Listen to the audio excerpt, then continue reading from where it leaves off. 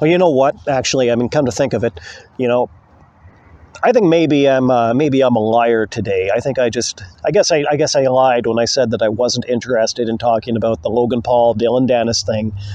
Um, and I'd really rather not to, but I kind of feel like I need to. There's a few things I think that need to be said that just don't seem to be coming out in anything that was said about any of this during the lead up to this fight.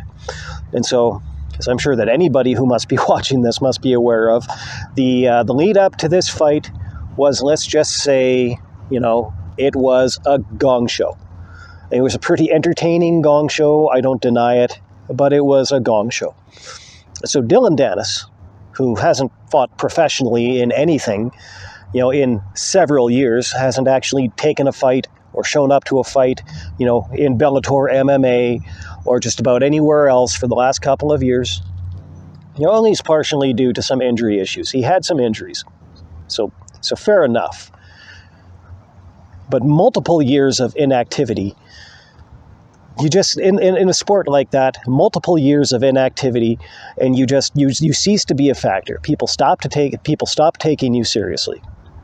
Multiple years of inactivity, and you start to be looked at as the guy that, you know, doesn't really want to fight. Which, in any kind of combat sport, whether it's boxing or MMA or jiu-jitsu or anything else, if you're the guy that doesn't want to fight, you start to, you know, there's a mystique to that. Mystique is the wrong word. You know, there's a connotation to that you don't want. But Nina Agdal has a storied romantic history, you know, with multiple upon multiple partners. And Dillon Danis, he went hard on that.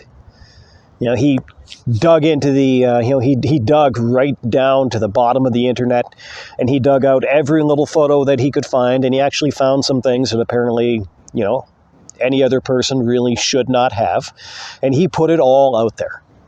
And he basically went after Logan Paul for, you know, asking this woman to marry him. And he's like, you know, you're asking this girl to marry you, and she's been with everybody. He even inferred that maybe she had been with him. Doesn't appear to be the case, but with the kind of history that she had, apparently a lot of people thought that was very much in play. And so there were all sorts of people that talked about Logan Paul having basically put himself out there for this by asking this girl to marry him. And it kind of felt like the idea was that, like, just the detail that she had multiple sexual partners at that point. You know, let's just say multiple sexual partners seemed to be like it was like it made her ineligible, you know, to be somebody's wife.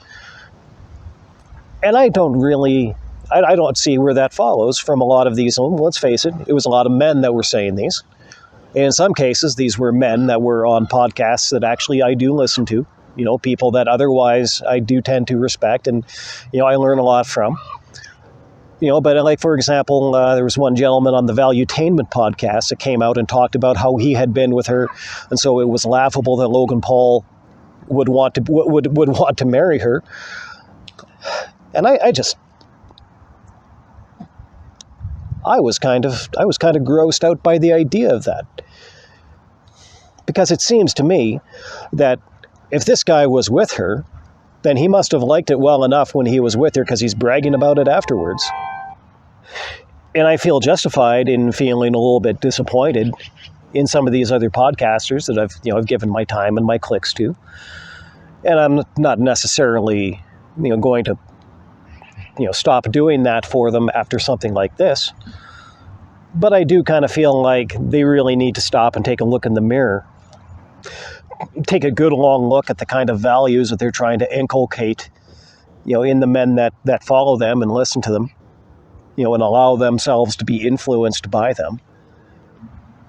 But if you're the kind of guy who's had multiple sexual partners, then it kind of seems to me like maybe you've got to accept the idea that maybe you're going to end up with a woman who has had multiple sexual partners. I mean, hey, after all, that happens somehow, doesn't it? I'm personally just not a big believer in the idea that you can just use people for your own personal pleasure and then just throw them away and expect everybody else to also throw them away when you're done with them. Not a big fan of that line of thinking. I would kind of hope that maybe these guys would think to themselves that maybe they shouldn't be either. Maybe it wouldn't be a bad idea for them to try to do a little better.